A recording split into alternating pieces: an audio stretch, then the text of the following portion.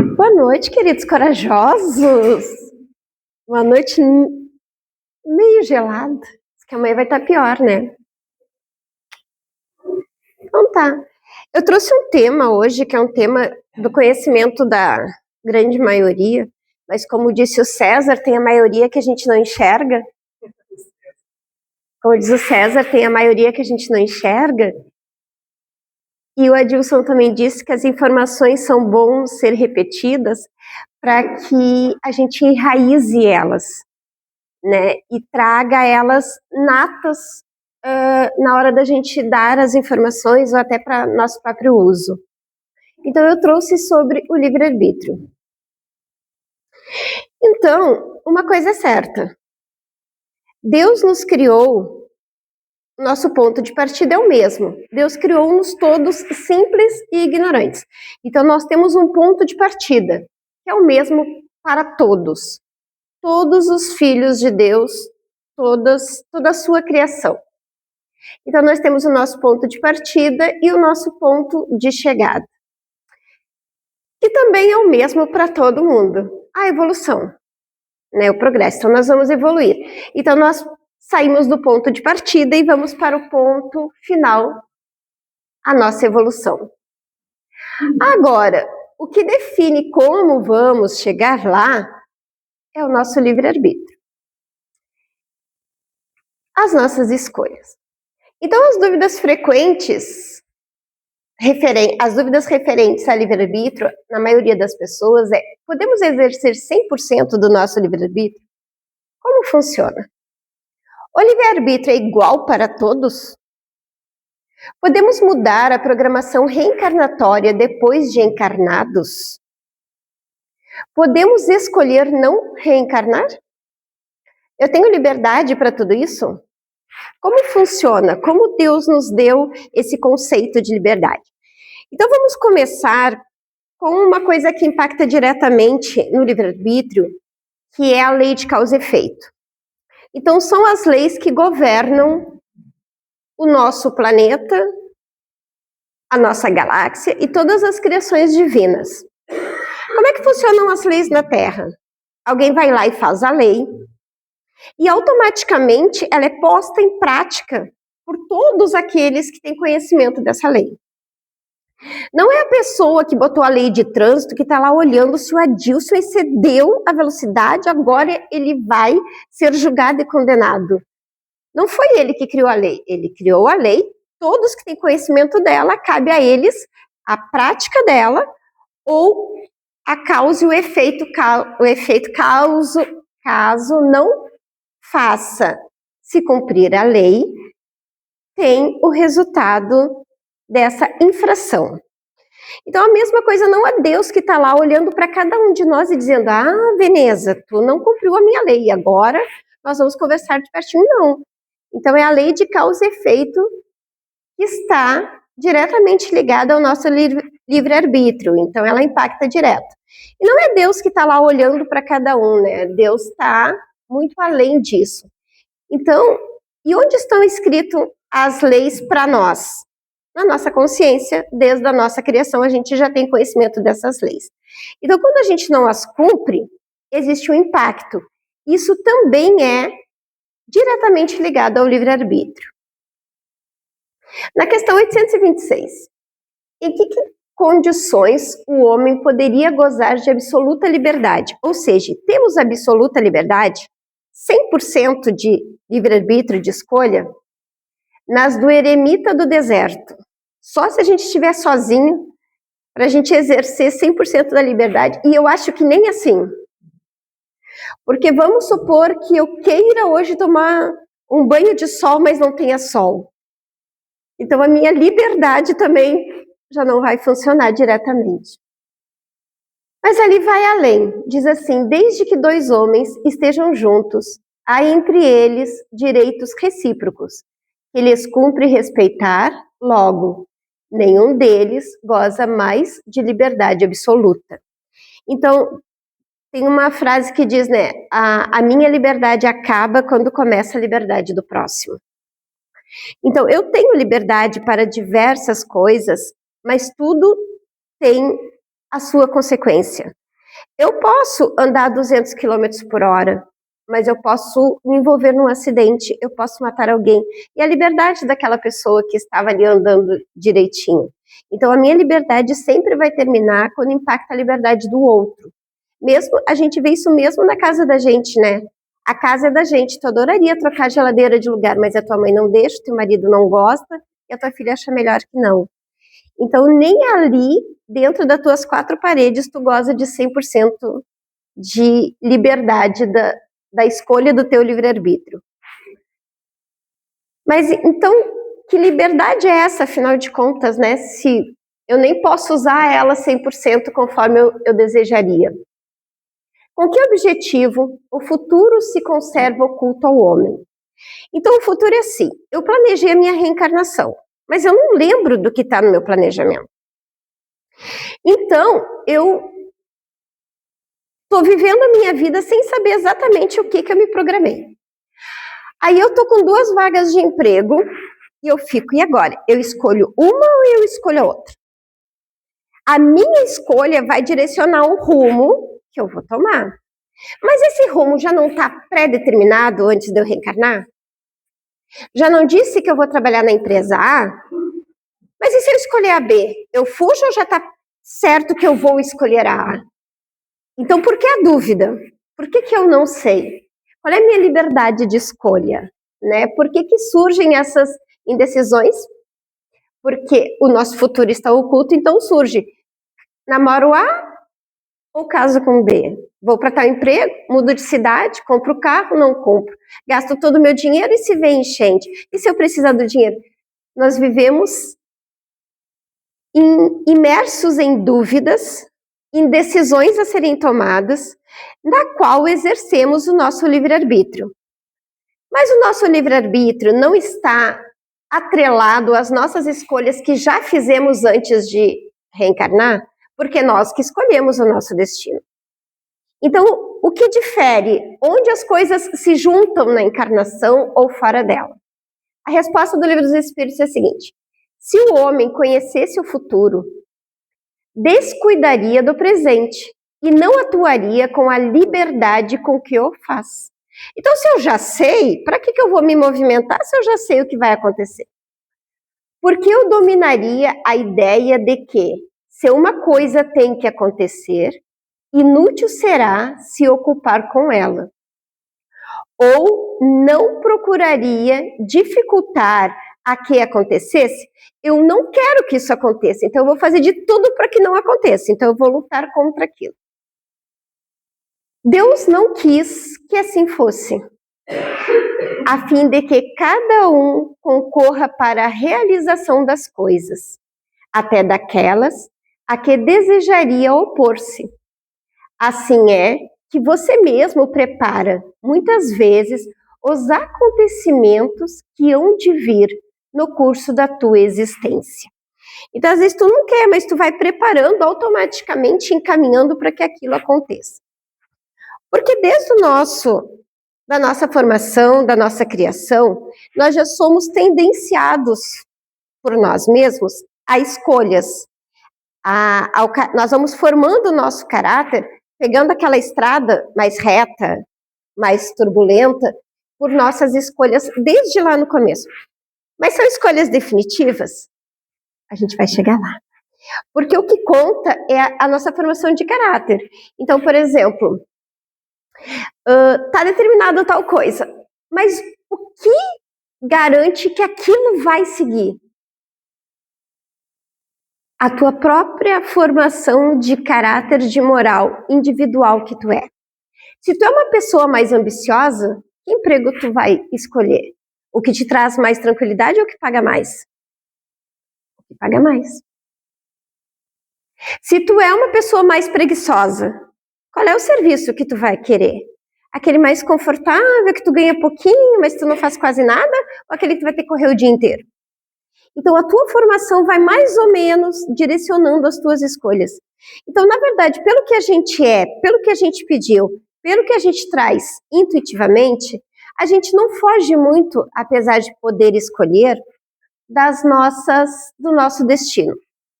Ah, mas a gente pode fugir completamente do que a gente traçou? Pode. E como fica?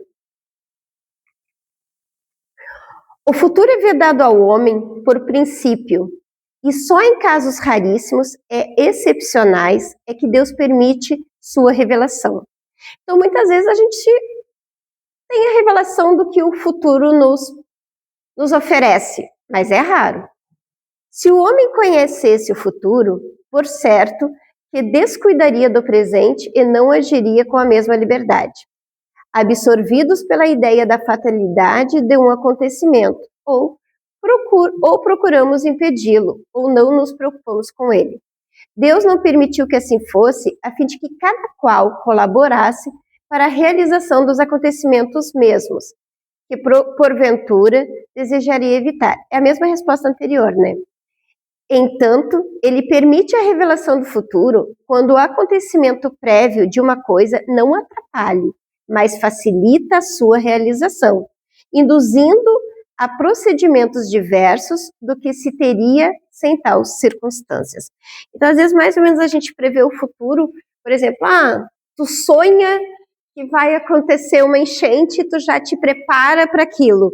Por quê? Porque, na verdade, tu tinha que estar preparado para saber o que fazer naquele acontecimento. Então, nestes casos, tu sabe o teu futuro.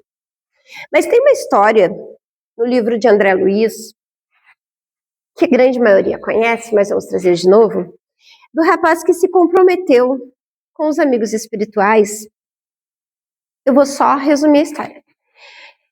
De longa data, eles eram amigos que ajudaram muito ele em vidas passadas, e ele se comprometeu em vir numa próxima encarnação e ajudar esses 7 amigos, esses 7 irmãos de caminhada. E ele não, se comprometeu em ampará-los, ele iria abrir mão da vida dele, das conquistas dele, e iria auxiliar no desenvolvimento desses 7 espíritos. Chegando aqui, ele vivia com o pai dele, que acabou ficando viúvo, e casou com uma senhora com 7 filhos. Então ele ganhou de presente 7 irmãos, tipo Grazi, de presentes. Ganhou 7 irmãos. E o pai dele acabou vindo a desencarnar. E o que ele tinha combinado antes de vir? Não, eu vou ajudar 7 irmãos, vamos caminhar junto, vou ajudar o progresso deles, né? Me ajudaram tanto, agora eu vou retribuir. Mas aqui ele fez uma escolha diferente, porque a gente tem a nossa liberdade de escolher. E ele escolheu fugir daquela família, porque ele pensou, nossa, vou ter que trabalhar a vida inteira para sustentar esses 7? Não vou poder viver minha vida, aproveitar, vou ficar responsável por eles? Não quero não, não quero essa carga para mim, esse peso para mim. Aí ele se interessou por uma moça muito bela, acabou casando, tendo filhos. Ele teve um filho, eu acho, foi um, né? Foi um filho. E fizeram, quer dizer, ele abandonou 7, que seria a elevação dele, e casou. E teve um casamento desastroso, um filho desastroso, que acabou sendo uma encarnação trágica, desgostosa, sofredora, e que ele desencarnou bem debilitado, né, e bem arrependido da escolha feita. E aí tu pensa assim, tá, mas e como é que fica? Ele não estava programado com 7? E como é que ele casou com outro? Os outros, como é que ele casou com a mulher e teve um filho? Isso estava na programação deles? Casar com ele? Estava na programação deles que ele iria fugir daquele compromisso e assumiria outro? Como funciona isso? Aonde fica essa minha liberdade?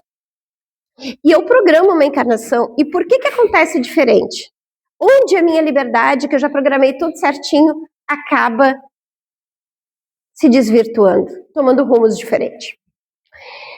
Não esqueçam que a gente sai de um ponto e vai até o outro. Nesse meio do caminho, a gente toma várias estradas, faz várias escolhas, mas sempre iremos de um ponto ao outro. E nesse contexto é onde a gente trabalha o nosso livre-arbítrio e a lei de causa e efeito. Então, o que acontece? Ele continua endividado com 7 amigos. Vai ser numa próxima encarnação? Vai assumir um orfanato? Vai ter 2 filhos, daqui mais 2, vai casar com eles? Não se sabe, mas aquele compromisso adquirido, por uma questão de lei de causa e efeito, ele vai ter que fazer, mais cedo ou mais tarde. Ele pode escolher mais cedo ou mais tarde, que foi o que ele fez. Ele escolheu mais tarde. Tá, e a esposa que ele casou e o filho que foi um desastre? Ele assumiu um novo compromisso.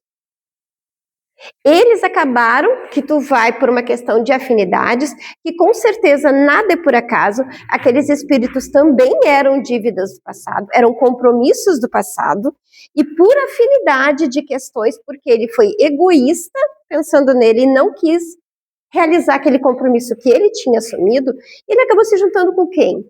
Com pessoas tão egoístas quanto ele, por isso não deu certo, mas com pessoas que ele também tinha algo a fazer. Talvez tenha se endividado mais, talvez tenha resgatado algumas coisas, mas com certeza, além dele não cumprir uma, ele ainda acarretou mais uma dívida ao caminho dele. Quando a gente é criança, a gente tem um livre-arbítrio limitado, porque a gente depende de pais para nos orientar. Então a criança pode dizer, eu não vou tomar vacina, mas se a mãe disser vai, ele vai. E onde está a liberdade de escolha dele? Onde está o livre-arbítrio dele? O livre-arbítrio dele está em se revoltar, em guardar mágoa, em sapatear, em tentar fugir. O sentimento que ele carrega vai ser uma escolha dele. O quanto ele vai aceitar aquelas ordens superiores é uma escolha dele. O quanto a gente aceita as leis de Deus que estão no nosso caminho é uma escolha nossa. A gente pode, que nem eu brinco, né? A gente pode sentar e chorar e ficar reclamando, ou a gente pode levantar e seguir em frente. São escolhas. Essa é a nossa liberdade de pensamento e de sentimentos. Então, quando a gente foi criado, a gente tinha uma liberdade absoluta? Não, em nenhum momento a gente tem uma liberdade absoluta, porque a gente vive em conjunto. A gente acaba sendo impactado pelas leis criadas por Deus que está em nós, que é uma lei de causa e efeito. Por exemplo, eu tive uma encarnação toda conturbada. Eu posso escolher a próxima, mas a lei de causa e efeito diz, se eu plantei, eu vou ter que colher. Então, aí eu vou ajustar, não, eu vou fazer isso, fazer aquilo, vou resgatar isso de uma vez. E aí tu vem e não dá certo. Porque quando a gente está na carne, a gente esquece, a gente fica mais omisso, a gente tem mais dificuldade em lidar com as vicissitudes, com os sofrimentos, por mais que aquilo nos faça evoluir mais rápido. Então, na hora de colher a minha plantação que eu fiz, eu tenho liberdade de dizer não vou colher? Não, porque eu me esbarrei na lei de causa e efeito. Eu dirigia 200 km por hora, bati o carro e desencarnei. Eu tenho liberdade de dizer, não quero desencarnar, eu quero voltar atrás para não andar 200 km. Não, gente, é lei de causa e efeito. E essa lei impacta na minha escolha inicial. Eu tive a liberdade de escolher o que eu ia plantar, o que eu ia fazer da minha vida. Mas eu vou ter que escolher. Ah, daí eu vim e não colhi. Que nem o rapaz. Não atendeu os 7 irmãos combinados. Mas a plantação está ali. Ou seja, cada vez eu vou acumulando mais coisas na minha horta e eu vou ter que colher uma hora ou outra, porque senão eu não vou ter mais onde plantar. E se eu não tenho onde plantar, eu não tenho como comer, eu não tenho como me alimentar, não tenho como progredir. Então eu estaciono. Até eu criar coragem, ir lá e coletar tudo aquilo que eu plantei. E a minha liberdade na hora da prova é como eu vou agir, sentir, lidar com ela. Eu posso ficar com raiva, eu posso me revoltar por uma escolha que eu mesmo fiz. Eu sou livre para isso, eu sou livre para pensar, eu sou livre para sentir.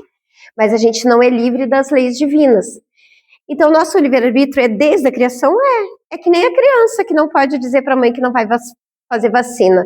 É que nem nós, não dá para dizer para Deus, eu não vou fazer isso, eu não vou reencarnar. Pode, mas uma hora a lei se cumpre. Uma hora a criança vai ter que tomar vacina, vai ter que botar o casaco quando está frio, vai ter que comer mesmo quando não queira a salada verde. Então, enquanto ela não tiver a maturidade suficiente para decidir as coisas certas, o caminho certo, já escrito pela lei divina. Enquanto ela não tiver essa maturidade, ela é guiada por aqueles que têm mais maturidade que ela. Na encarnação, são os pais por serem mais velhos, são os responsáveis. Na vida espiritual, são os espíritos superiores que nos guiam. Então, existem as reencarnações compulsórias daqueles espíritos muito endurecidos, enrijecidos no mal, nessa revolta, nessa questão de não querer aceitar o caminho que eles mesmos traçaram, que eles mesmos plantaram, que eles mesmos criaram, então eles ficam enrijecidos. Então a espiritualidade superior vem e diz, não, vai ter que seguir, vai ter que fazer. E existem as reencarnações compulsórias, que os entes queridos, os amados, os espíritos superiores vêm, programa a encarnação dele e ele vem. É que nem aquela coisa, tem uma hora que tu vai ter que colher, porque aí tu esbarra na lei de causa e efeito.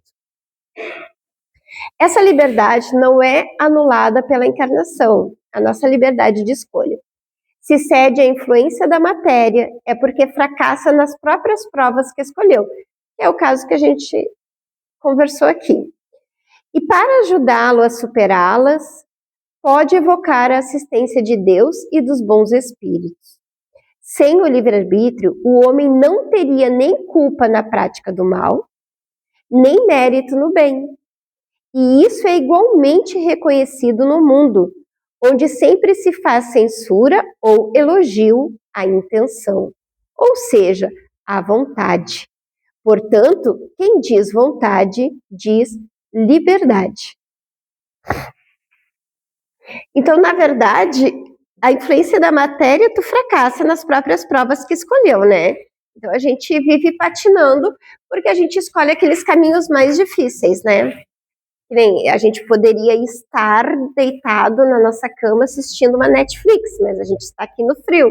Então já fizemos algumas escolhas um pouco melhores, mas que a tentação de estar na cama é muito maior. Maior nós não estaremos aqui. E para ajudá-la a superá-los, pode evocar a assistência de Deus. Então muitas vezes as nossas escolhas, fazer uma prece antes ajuda. Entender o porquê eu estou escolhendo aquilo ajuda. Por que eu estou escolhendo casar com um senhor de 70, 80 anos milionário? É por amor? Claro que é.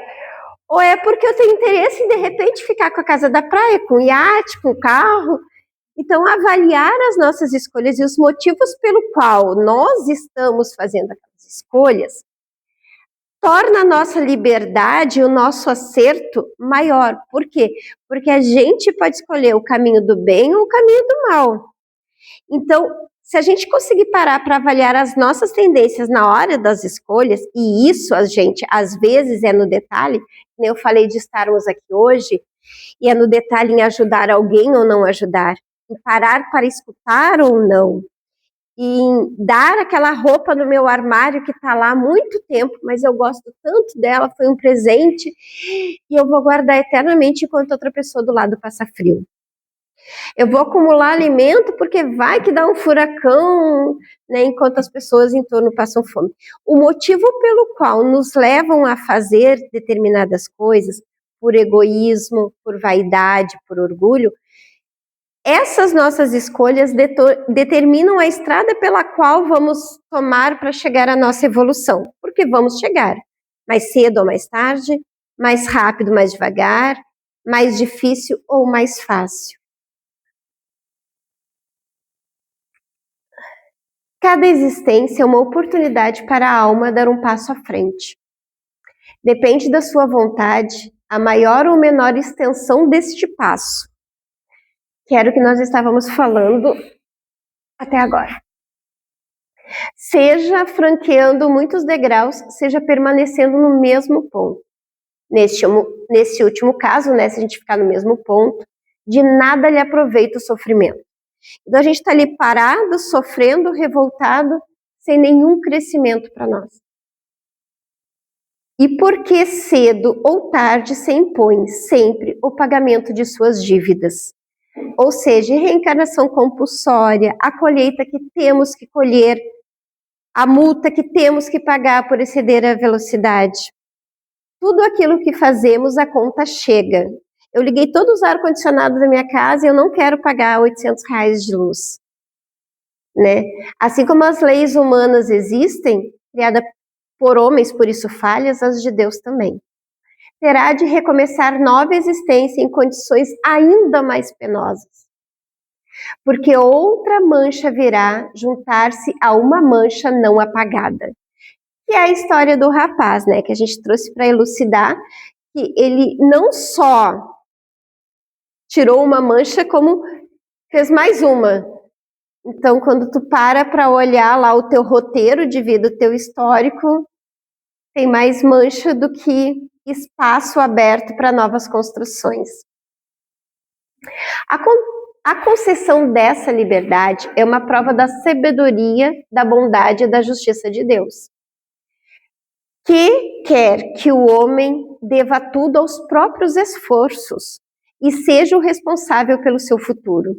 Se for infeliz por mais ou menos tempo, não poderá queixar-se senão a si mesmo, visto que a rota do progresso lhe estará sempre aberta.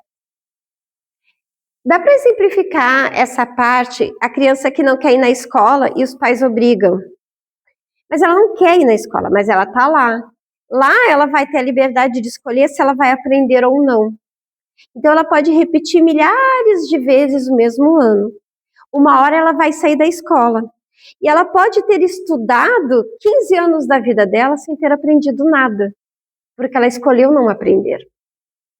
Ou ela pode ter ido os 15 anos da vida dela e aproveitado cada lição que lá foi, e se tornado uma pessoa mais sábia, uma pessoa mais inteligente, que vai ter uma profissão melhor, um salário melhor, uma vida melhor.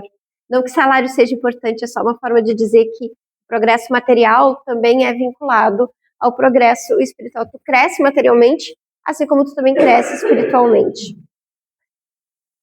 Então a nossa liberdade termina quando começa a liberdade do outro. Não temos uma liberdade absoluta, 100%, porque as nossas escolhas esbarram na lei de causa e efeito.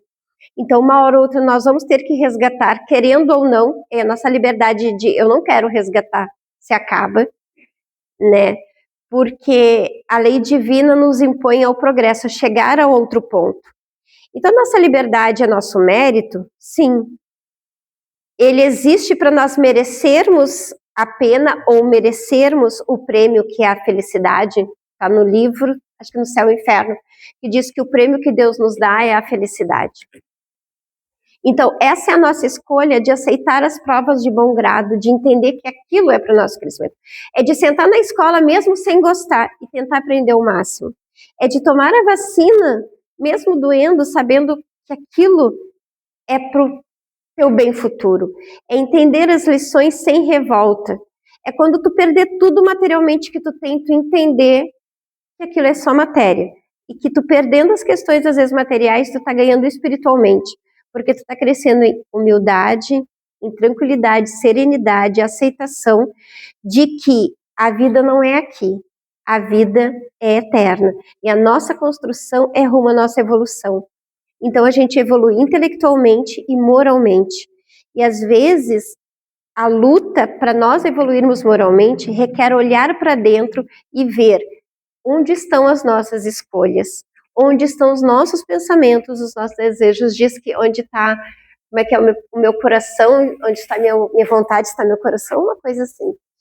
Então, a liberdade existe e ganhamos por ela, escolhemos. Tudo? Não, de uma certa forma. Temos também a liberdade de como aceitar ou não aquilo que não escolhemos.